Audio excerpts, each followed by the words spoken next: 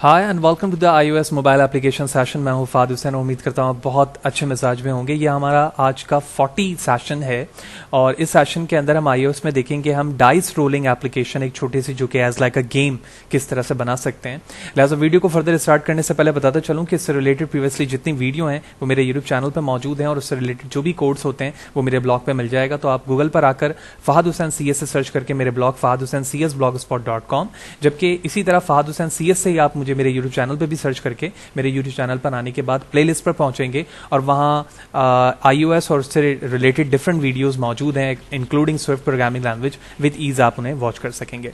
तो इस वक्त हम वर्चुअल मशीन ऑन कर रहे हैं जो कि iOS के लिए रेडी है। वहां पर मैं एक प्रोजेक्ट रेडी करूंगा, लेकिन उससे पहले मैं बताता चलूं कि इस वक्त जो डाइस रोलिंग के लिए मैं इमेजेस इस्तेमाल कर रहा हूं वो इस वक्त मेरी अपनी मशीन पर मौजूद हैं, जो 6 इमेजेस हैं। हम इन इमेजेस को कॉपी करके अपने वर्चुअल मशीन पर पेस्ट करेंगे, उसके बाद एक प्रोजेक्ट बनाएंगे और उसके बाद हमारा काम वहां पर स्टार्ट होगा। तो वर्चुअल मशीन ऑन करते हैं और उसके बाद हम एक्स कोड पर एक प्रोजेक्ट क्रिएट करेंगे। ओके, तो वर्चुअल मशीन ऑन हो चुकी है। अब हम इमेज को सिलेक्ट करते हैं जो कि मेरे लोकल मशीन पर इस वक्त मौजूद है और यहां से मैं ड्रैग करके यहां पे लाके ड्रॉप कर दूंगा। तो जैसे ही ये यहां सक्सेसफुली ड्रॉप हो जाएगी, अब हम अपने स्क्रीन को मैक्सिमाइज करेंगे और एक्स कोड पर अपना प्रोजेक्ट क्रिएट करेंगे। तो मैंने डबल क्लिक किया एक्स कोड पर, क्रिएट न्यू एक्स कोड पर क्लिक करेंगे और उसके बाद हम अपने प्रोजेक्ट का नाम चूज करेंगे। सिंगल व्यू एप्लीकेशन ही लेंगे एज यूजुअल और उसके बाद हमने इसका नाम रख लिया डाइस रोलिंग ऐप। नेक्स्ट, और डेस्कटॉप लोकेशन सेट करते हैं and after the few second your project will be ready. और सबसे पहला जो काम हमें प्रोजेक्ट के रेडी होने के बाद करना है कि जो इमेजेस मैंने अपने डेस्कटॉप पर सेव रखी हैं उसे अपने एसेट के फोल्डर में ड्रॉप करना होगा ताकि हम अपनी एप्लीकेशन पर उसे इस्तेमाल कर सकें। लिहाजा एसेट के फोल्डर में ड्रॉप करने का सबसे आसान सा तरीका यही है कि आप डायरेक्टली फाइल पर आएँ और ओपन पे जाएँ और जहां पर वो आपकी इमेजेस मौजूद हैं विच मीन डेस्कटॉप पर आप उस इमेजेस को सिलेक्ट करेंगे। तो शिफ्ट प्रेस करके मैं एरो की डाउन करूंगा ताकि सारे इमेजेस सेलेक्ट हो जाएं और उसके बाद हम यहां से बाय यूजिंग द माउस इसे एसेट के इस फोल्डर के नीचे आप देख रहे हैं कि एक स्ट्रेट लाइन बनी आ रही है ब्लू कलर की, दैट शोज दैट कि image will be drop under the asset folder और मैंने यहाँ पर रिलीज कर दिया। रिलीज करने के बाद आप इस फोल्डर को कैंसिल करेंगे डायलॉग बॉक्स को और उसके बाद यहाँ से आपने क्रिएट ग्रुप या फिर ग्रुप रख लें तो ज़्यादा बेहतर है, या अगर ज़रूरत नहीं है ग्रुप की तो आप ना भी रखें। Destination copy items if needed अगर आप चेक लगाना चाहें तो लगा सकते हैं। मैंने लगा दिया और उसके बाद मैंने इसे फिनिश कर दिया। जैसे फिनिश करेंगे एसेट के तमाम इमेजेस जो हैं वो एसेट के फोल्डर में आ चुके हैं। लिहाजा हम मेन स्टोरी बोर्ड पर चलेंगे और अब हम UI पर काम अपना शुरू करेंगे। तो UI पर हम आ चुके हैं। मैंने इसे ड्रैग किया और ड्रैग करने के बाद इस ग्रीन लिंक पर या बटन पर क्लिक करके मैक्सिमाइज कर लूँगा और हम यहाँ से अब इमेज व्यू लेंगे। 2 इमेज व्यू की हमें ज़रूरत होगी ताकि हम रैंडमली डाइस को रोल करके इमेजेस के रिस्पेक्ट से उनको डिस्प्ले करवा सकें with the help of the buttons. तो 2 इमेज व्यू ड्रॉप करूंगा और उसके साथ एक पुश बटन लेंगे जिसके क्लिक इवेंट पर हम अपने लॉजिक को डिफाइन कर सकें। तो हम फिल्टर पर आएंगे और यहाँ पर इमेज लिखते हैं ताकि मैं इमेज व्यू ले सकूं। तो फर्स्ट इमेज व्यू मैंने यहाँ पर ड्रॉप किया और अकॉर्डिंग टू द रिक्वायरमेंट आप इसकी विड्थ और हाइट एडजस्ट कर लेंगे।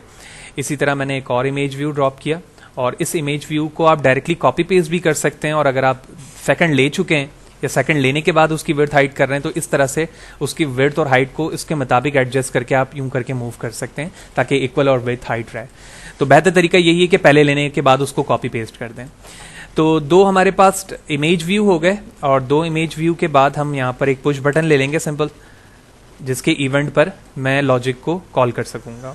तो मैंने इस बटन को ड्रैग किया और यहाँ पे लिख दिया हमने रोलिंग। इसके बाद हम इसके बैकग्राउंड कलर को चेंज कर देते हैं। सिमिलरली जो व्यू है हमारा, जैसे मैंने इस पर क्लिक किया तो व्यू की सिलेक्शन हुई है। आप चाहें तो व्यू के कलर को भी चेंज कर सकते हैं एज यूजुअल, जैसे हम प्रीवियसली सेशंस पे करते हुए आए। तो मैंने ये व्यू ले लिया और उसके बाद यहाँ से कैंसिल कर लिया। अब हम इस डबल सर्कल पे क्लिक करेंगे तो हमारे पास स्विफ्ट की फाइल आ जाएगी, यानी कि बैक हैंड लॉजिक जो UI की होती है वो। तो मैंने इस पर क्लिक किया और इससे यहाँ से मूव कर दिया। अब सबसे पहले हम एक काम करेंगे कि जो हमारे पास व्यूज़ हैं विच मीन इमेज व्यू और बटन, उसके हम वेरिएबल या इवेंट क्रिएट करेंगे। तो फर्स्ट हमारे पास इमेज व्यू है, मैंने इसे यहाँ पर ड्रैग किया और उसका नाम रख दिया डाइस 1। ठीक है, इसी तरह सेकंड को ड्रॉप किया और इसका नाम रख दिया हमने डाइस 2।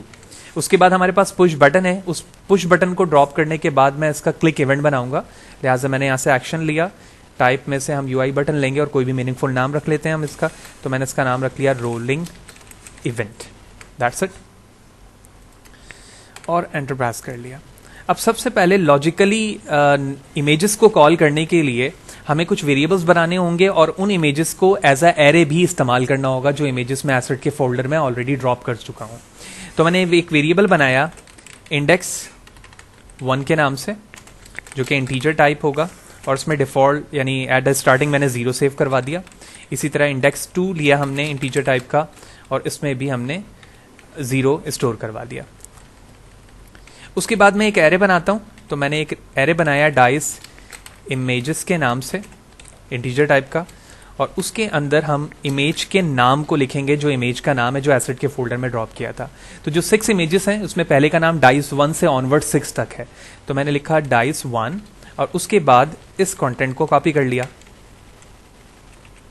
और मल्टी टाइम मैंने यहाँ पेस्ट कर दिया। अब हमारे पास सेकंड इमेज है, फिर थर्ड है, तो नंबर सिर्फ चेंज करना है। एक्चुअली ये जो मैं लिख रहा हूं यहाँ पर एलिमेंट एरे का, ये इमेजेस के नाम है,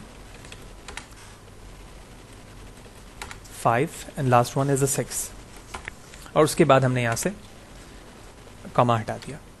तो वेरिएबल से इंडेक्स 1 और 2 जो है वो इमेजेस को चेंज करने के लिए इन इमेज व्यू 1 और 2 के लिए इस्तेमाल करूंगा, ताकि मैं उसकी इंडेक्सिंग ले सकूं, और इंडेक्सिंग लेने के बाद वेरिएबल डाइस 1 और डाइस 2 में कॉल करके हम रैंडम इमेज को डिस्प्ले करवा सकेंगे।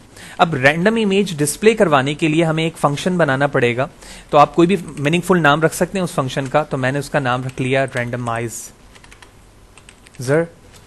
और उसके बाद इसकी बॉडी बना दी। अब रैंडमाइजर के अंदर लॉजिकली जो काम होगा वो मैं जूम करके भी दिखा रहा हूं। तो सबसे पहले हमें यहां पर इंडेक्स 1 और इंडेक्स 2 को by using arc for random underscore uniform method के जरिए से एक रैंडम नंबर जनरेट करवाना है, क्योंकि जब हम रैंडम नंबर फ्रॉम 1 to 6 या 1 to 5 कराएंगे तो उसी नंबर को मैं डाइस इमेज एरे में पास करके कोई भी रैंडम इमेज कॉल कर सकता हूं, ठीक है।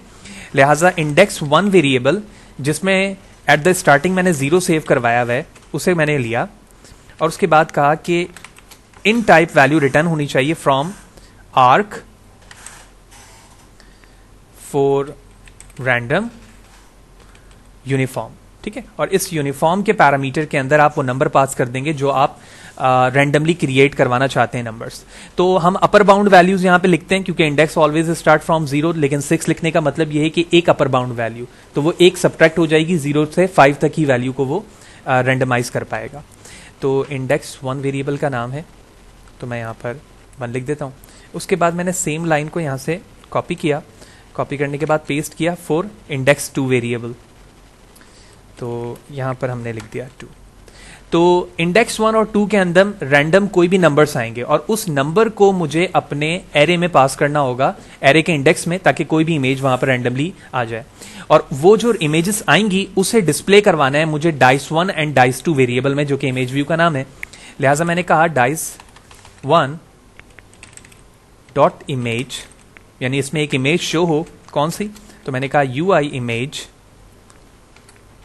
नेम्ड, और स्ट्रिंग पास करने के लिए मुझे अपने एरे का नाम लिखना होगा, तो मैंने लिखा डाइस इमेजेस, और कौन से इंडेक्स की वैल्यू चाहिए, जो भी इंडेक्स 1 की वैल्यू आती है। तो जिस तरह मैंने इमेज 1 के लिए काम किया है, यही काम मुझे इमेज 2 के लिए भी करना है।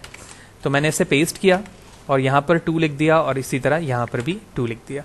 तो ये लॉजिकली हमारा काम हो गया रैंडम इमेजेस शो करने के लिए। अब रैंडमली नंबर्स शो कराने के बाद हमें एक मेथड यूज करना होगा जिसको हम कहते हैं मोशन एंडेड।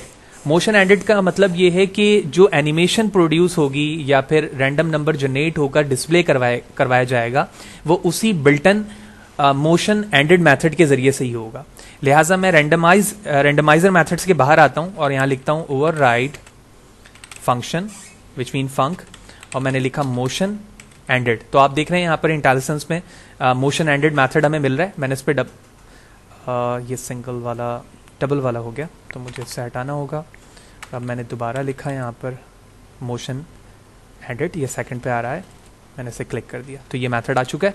बस इस मेथड के अंदर मैं उसी लॉजिक को पास कर लूंगा जिस लॉजिक को मैंने रैंडमाइजर मेथड के अंदर लिखा हुआ है। तो कॉल दोबारा लिखने से बेहतर यह है कि मैं अपने फंक्शन का नाम ही पास कर लूं वहां पर।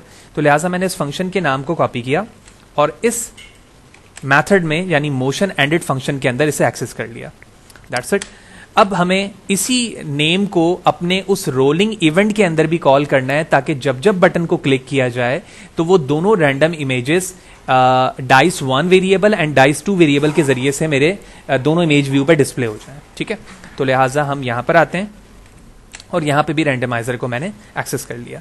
अच्छा, यहां पर एक बॉडी ज्यादा हो चुकी है तो मैंने उसे डिलीट कर दिया।